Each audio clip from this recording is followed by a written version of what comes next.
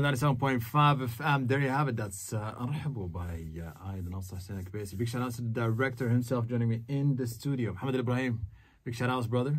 How you doing? We're definitely live on a Thursday. You know what? I'm really glad you're joining us in the studio. I want to hear the journey. I want to hear the story. And I want to say congratulations also. Great work. 17 million views. The song has been pumping and his music video was really awesome. Loved every minute of it. I was watching it earlier and I was like, this is really great work. So I want to give a little bit of details about you for our listeners. So Mohammed Al Ibrahim is an award-winning filmmaker. You hold an honorary degree in criminal justice as well as film studies. His short films Land of Pearls 2010 and Dune 2013 have won awards and toured festivals such as Cannes, Venice, and Tribeca. Mohammed was recently produced and directed several TV series also on Al Jazeera Arabic, which includes About Cinema 2019 present and Breaking the Chains 2019-22, and also latest writing endeavors include 2 feature film scripts, 81 and Sakhr, both of which are based on true stories in the Arabian Gulf.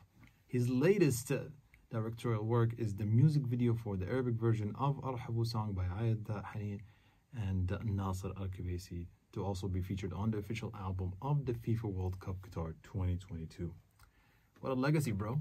Thanks, man. It's been a crazy ride, yeah. You know, first of all, how did this story come about, you know, and how did you come up with the concept? There's so many ideas and conversations when it comes to making a music video, because your background is not in music videos in general. Right, yeah. You know, it was an interesting thing because it was really a group effort. I mean, Ooredoo came to us and they wanted to have a song there for the World Cup. And it really was a group effort, a combination of their ideas to meet their needs and also our input from Qatar Studios. Yeah. So how did you come up with the concept? You know, because there was a lot of scenes in the trains and and also other different scenes. Like, how did you visualize the vision in a way? I really wanted to make sure that I gave each one of the artists their, you know, it's probably the second music video now that showcases 3 artists. Yeah. And I wanted to make sure that each one of them had their own situation going on in the music video. He just gives us those vibes that you need to have him moving somewhere. You need to have him in this locomotive, like this train, constantly traveling. Nasser has his throne and his tent. And Haneen has her graffiti wall. She's got that sort of hipster vibe going on. Have you guys met before? Was this the first time you guys ever linked up? This is the first time, and you know, I met them only 3 days before the shoot. No way. Yeah, and they had no clue that they were going to be dancing in the video. None of them had really done extensive dancing, especially Nasser Al-Khabaisi. Yeah. And my hat's off to him. You know, he's been singing for a long time, since he was a kid. Yeah. But this is the first time that he actually had to do a performance where he would have to dance. Did that stress you out a bit? You were like, oh, these guys are going to mess up. No, it stressed him out, I think, quite a bit, but he really did a great job. Ayad also is a natural. He's such a funny guy, so down to earth. Haneen also amazing. She's just bubbling, bursting with energy all the time. Yeah. Walking on set with her Red Bulls. Keep you energized. Huh? Yeah, definitely. So all of them needed, I felt like they all needed their own sort of situation, and then for it to culminate in one grand experience in the end. And that's really how the idea of the video came about. And, you know, this is what I was talking to you off air earlier, that a lot of the times people focus on the musician or the artist in the music video. And the public usually, you know, don't know much about the story, about the directors, the producers, the people on set, you know, the energy and also the effort that they put in, and even the anxiety and distress, because you're talking about a big project like the World Cup coming in. I would really love to walk through that journey with you and to understand, how did you even deal with the pressure? How did you handle it? And how were you able to execute in such a short time, you know? It was definitely a hectic schedule, but that's production life. I've been doing this for 12 years, so I kind of become accustomed to it. You have to. I think the biggest hurdle or the biggest challenge was the heat. We shot it in August. Oh, wow. And there were a lot of outdoor scenes, and a lot of them, for example, Ayad and Nasser, they were wearing leather jackets. You know, they're in this biker gang or a kind of motif, and poor guys, they had to dance around in these leather jackets. Yeah. So it was challenging, but it was very interesting. You know, when you watch people push through those challenges and overcome those hurdles, it motivates you to keep going. And it was a hectic schedule. We worked from morning till night for a good 3 days. So what was the time span? Was it like 3 months you have to deliver the project, or you guys had like a year span of? I was brought into the project literally about 10 days before the shoot. Oh, wow. Yeah. So I came in. You know, we need an applause button here. Seriously. You're like, hold on. I keep asking for an applause button. I'm going to look at the technicians from here, you know? I was brought in a little bit late into the process, but I brought in that mentality of this youthful energy. I really wanted, and that was something that was also very important to Ooredoo. They really wanted to make sure that we show how diverse we are in Qatar, that we're bringing the local, but we're globalizing it as well. Yeah, you know, that's something that's really, I think it's one of the key elements when it comes to the World Cup. Not just you as a hosting nation, but how in a short span of time you're going to be so globalized and you're going to be so immersed with different cultures and identities and stories, and noticing something that about all the music videos, that they're showcasing that diversity in culture, and also, you know, even some of the lyrics were in different languages, and that for me, I was like, you feel that spirit, you know, you get a kick off of that. I think it also speaks to our identity as well. I mean, you know, we're proud of our roots, we're proud of our heritage as Qataris, but also at the same time, we can't deny the fact that you know, we live in a globalized space, and it's a part of us. Oh wow! So you know what made me laugh when I was reading a bit about you, I realized that you studied criminology. I did. And for you to end up being, you know, a director and making music videos, and how did that even like happen? What's the switch? You know, it's just a whole different kind of lifestyle. It is. I grew up watching a lot of like Forensic Files and a lot of those criminal shows, and I was very inspired. I thought this is something that I want to do. Yeah. And the criminal justice program I was in wasn't as scientific as I thought it would be. You know, I wasn't working on fingerprints or DNA analysis or anything like that. It was really criminal profiling. It was really trying to understand human behavior and why certain humans commit crime. Yeah. That was really the gist of it. And to be honest, it ended up helping me later on in my film career. Really? Yeah, because, you know, when you work with actors, when you work with different personalities, different people, egos, there's a lot of nonverbal communication that goes on. Yeah, there's a lot of subtle things when you work with actors to get them in the right place they need to be to perform. And so it really, unbeknownst to me at the time, it helped me out a lot. So did you figure out, like, this is a big passion of yours? Like, when did you wake up one day? Because, like I said earlier, I had a lot of people that sat on this seat.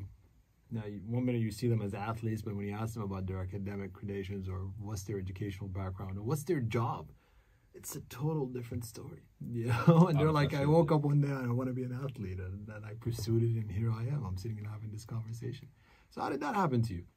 It's sort of, both of those things sort of grew at the same time. So I remember having this conversation with my parents right before I was graduating high school, and they were like, okay, Mohammed, it's time. Like, what do you want to do? It's not like a conversation. Oh, gosh. And doctor, lawyer, engineer.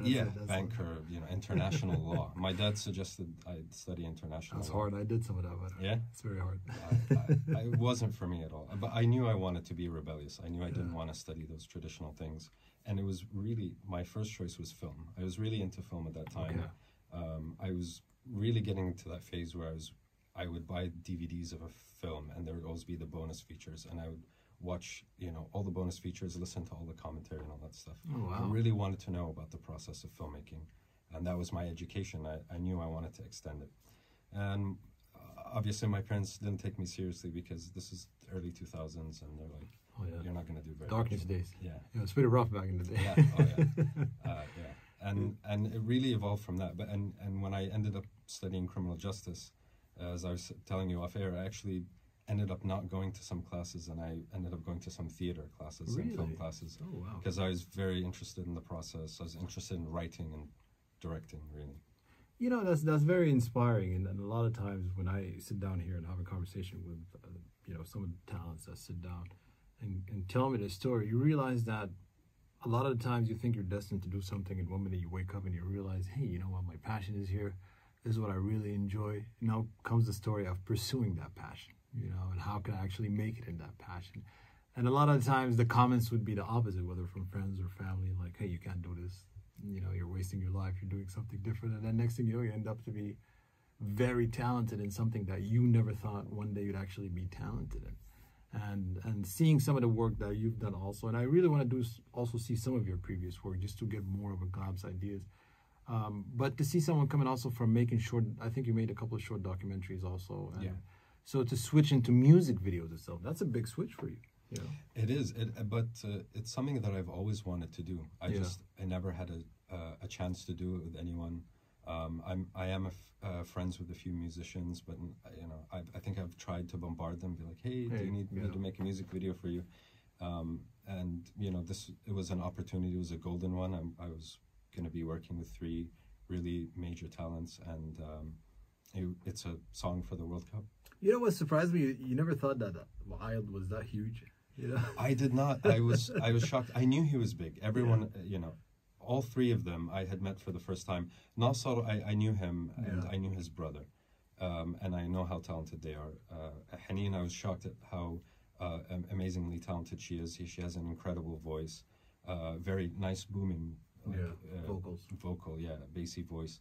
And Ayad, when he speaks to you, he sounds a lot different than when he does when he's singing. So really? He has different tones, huh? Different tones, but all very, very, very talented. Oh, wow.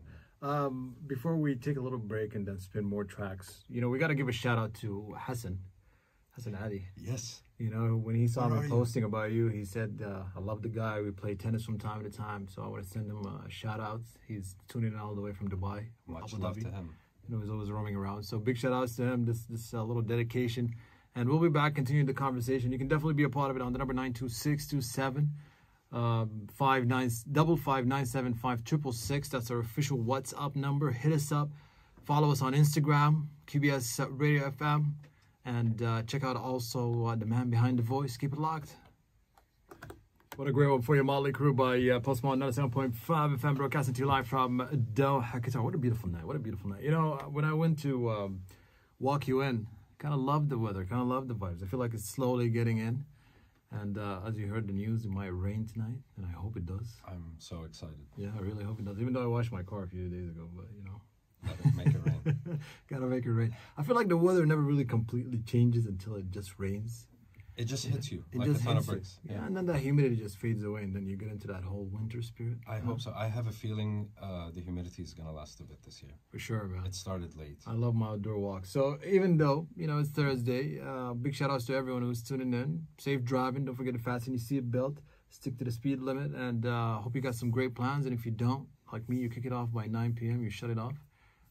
Doesn't matter. Big shout outs to you either way. So, Mohammed, back to the conversation. I was reading some of the comments on the music video, and honestly, I think this is one of the most positive feedbacks that the music video or songs ever got during the World Cup. A lot of people from all over the world were just writing amazing comments about it, and I love that vibe. You were able, also the team and the song and the artist, to actually touch a lot of people from all over the world. You see comments from South Africa, from Pakistan, from Algeria. I mean, you name it. There's even languages that I can't even read under the comments. 17 million views, and in the span of what? How long has it been? It's been about a month. It's been about a month. 1 month, 17 million views, bro. Incredible. You got a couple of millions. You guys gonna beat Drake, I doubt. I mean, hey, why not? You never know, But honestly, so how does that make you feel? You've also marked a big piece in history in a way. It makes me feel very proud, to be honest. I mean, I know this is something that we couldn't have pulled off unless we all came together as a team. Yeah. Really got down to the nitty-gritty, as they would say, and execute. Yeah. And they always say every music producer has a certain kind of style. Sometimes you don't discover it unless you do a couple of music videos. Did you feel like you found your style in a way when it comes to music production? I mean, my So, I mean, hey, I play music. I'm actually really into music. I play bass, and I have this sort of musical therapy multi-talented, session. bro. I try, you know. It's more like musical therapy, we call it. I get together with some friends and we jam. And that was really the only musical sort of inclination I had. But merging, you know, the film medium and music is something new to me. And I think as I continue to make more music videos, I'll find more of my voice. But I think it's also nice to have that headspace, that beginner sort of headspace where you're just experimenting and letting things, you know. Was there any style that somehow influenced you while you were doing the work? Like, I'm sure you did your research, you've seen a couple of music videos. Was there something in specific that inspired you and you felt like this is something that I can follow the footsteps or the footsteps of the greats in a way? There are so many. The thing about music videos, it's one of those really insane art forms where it can be very still and subdued, depending on the nature of the song, or it can be ecstatic. And I was doing a lot of research, but I found at the end of the day, it's best to try to not to imitate anything. Really, just be you. Huh? Yeah, just be myself and let the song speak for itself. Did you ever have one of those moments, it is what it is, and I'm just going to do my own style? You know, sometimes I do it. Even when it comes to the scale of like radio or like production or even creating a show on radio, I just feel like, you know what, I am not following anyone's footsteps. It is what it is. I'm going to do me, and let's see how it's going to rock or not. Definitely. That's definitely the mindset, especially when it's, you know, midnight. And you're about to start shooting a scene and it's 43 degrees outside. Yeah.